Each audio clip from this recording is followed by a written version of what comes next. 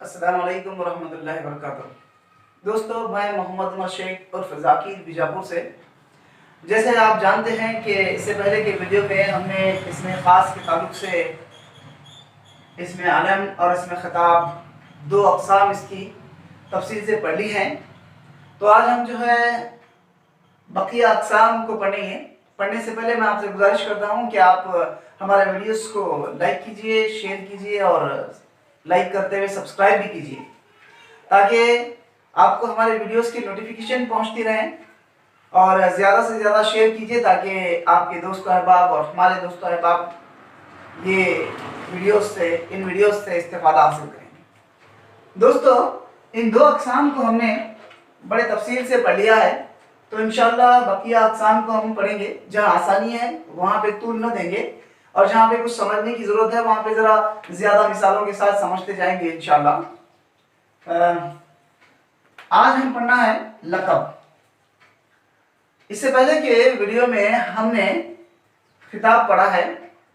خطاب اور لقب میں کیا فرق ہے؟ دیکھیے، خطاب وہ نام جو کسی کی کارنامے کو دیکھتے ہوئے، کسی کے کارنامے کو مد نظر رکھتے ہوئے، اس کی ہمت افزائی کے لیے، اسے سراہنے کے لیے سرکار کی جانب سے دیا جاتا ہے۔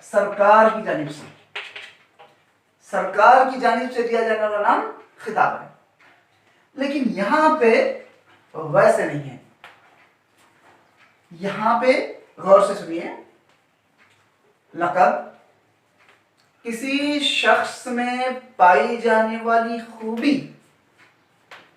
خوبی اس کی، کسی انسان میں، کسی شخص میں پائے جانے والی خوبی کو مد نظر رکھتے ہوئے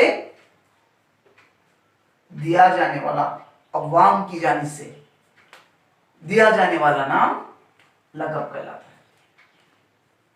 سمجھ میں آیا؟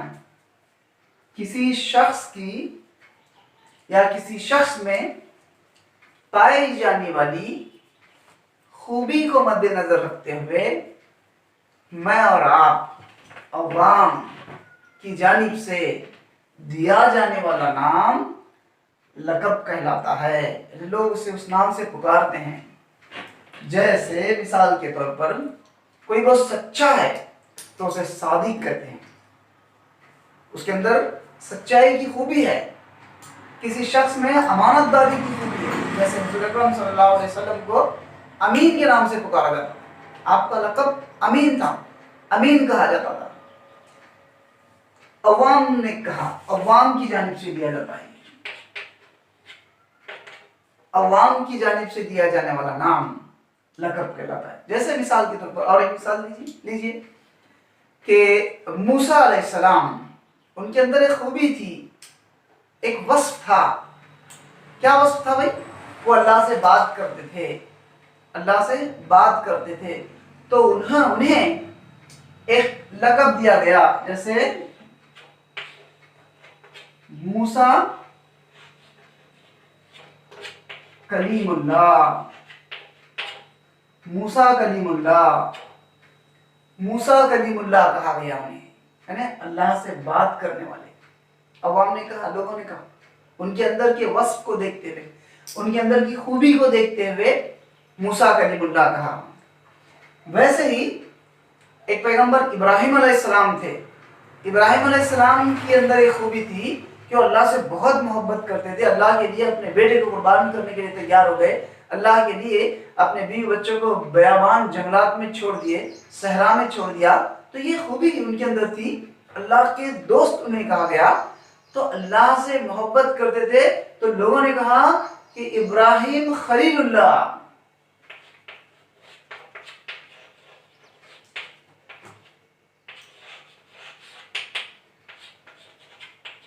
ابراہیم خلیل اللہ، اللہ سے محبت کرنے والے، اللہ کے دوست۔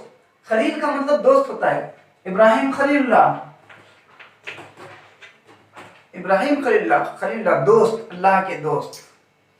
تو یہ جو نام ہیں، جیسے حضور اکرم صلی اللہ علیہ وسلم کو امین کہا گیا، امانت دار۔ لوگ کفار مکہ بھی جو ہے لا کر آپ صلی اللہ علیہ وسلم کے پاس اپنی امانتیں رکھا کرتے تھے، اور واپس آپ صلی اللہ علیہ وسلم نے لوٹا دیا کرتے تھے، اس لیے انہیں امین کہا گیا۔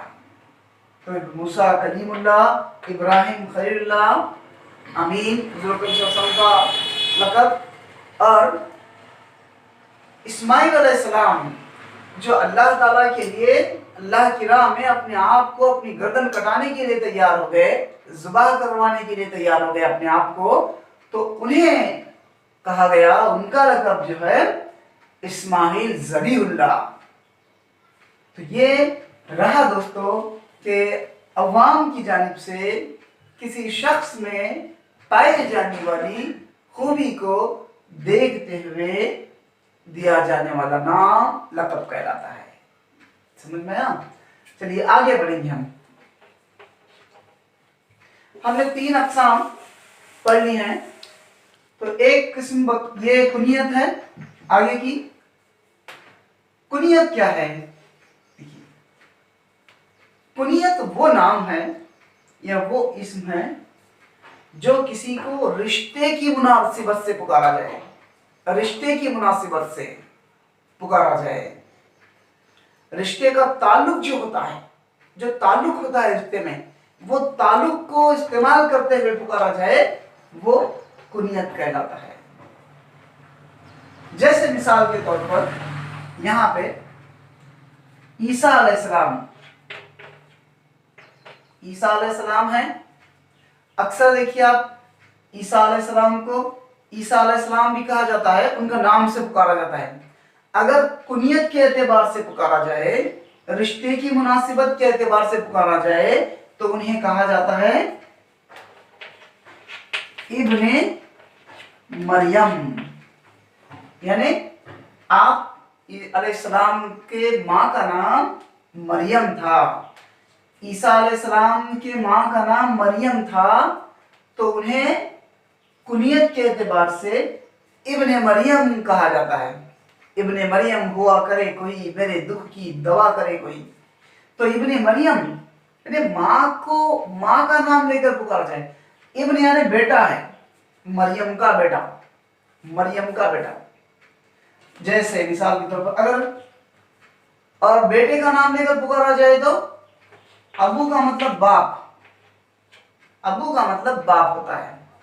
اب باپ کو پکارنا ہے بیٹے کے نام سے، بیٹے کی نسبت سے، اس بیٹے کے رشتے کی نسبت سے، تو ابو القاسم، ابو القاسم حضور اکرم صلی اللہ علیہ وسلم کی کنیت تھی۔ آپ صلی اللہ علیہ وسلم کے بیٹے کا نام قاسم تھا، تو یہ ابو القاسم کہا جاتا ہے۔ ابو یعنی باپ، ابو القاسم، اے قاسم کے باپ، حضور اکرم صلی اللہ علیہ وسلم کی کنیت ہے۔ ویسے ہی ابو یعنی باپ، ابو حنیفہ، ابو حنیفہ، امام ابو حنیفہ رحمۃ اللہ علیہ، امام ابو حنیفہ رحمۃ اللہ علیہ، تو یہ جو ہے رشتے کی مناسبت سے پکارے جانے والا نام ابو حنیفہ۔ حنیفہ ان کی بیٹی کا نام تھا، آپ کی بیٹی کا نام تھا، تو آپ کی بیٹی کے نام سے آپ کی ابو حنیفہ، جیسے ابو حنیفہ، ابو القاسم، ابن مریم، اسی طرح سے ابو ہریرہ، ابو یعنی باپ، ہریرہ، ابو یعنی باپ، ہریرہ یعنی بلی، بلیوں کے باپ۔ آپ صلی اللہ علیہ وسلم نے اپنے ایک پیارے صحابی کو، جس سے زیادہ احادیث مروی ہیں، ان کو یہ کنیت دی تھی ابو ہریرہ۔ ویسے ہی ابو تراب، یہ بھی کنیت ہے، مٹی کے باپ۔ تو یہ جو ہے کسی رشتے کی مناسبت سے پکارے جانے والے نام اس میں کنیت کہلاتے ہیں۔ اسی طرح سے بنت زینب،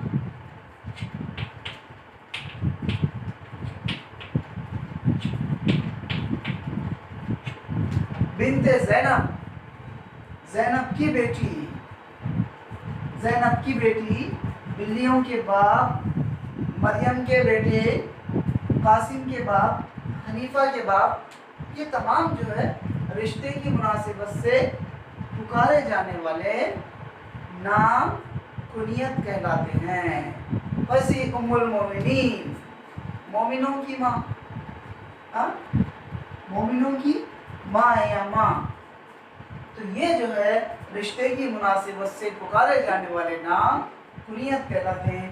इंशाअल्लाह दोस्तों हम अगले वीडियो में उर्फ और तखल्लुस के ताल्लुक से पढ़ेंगे।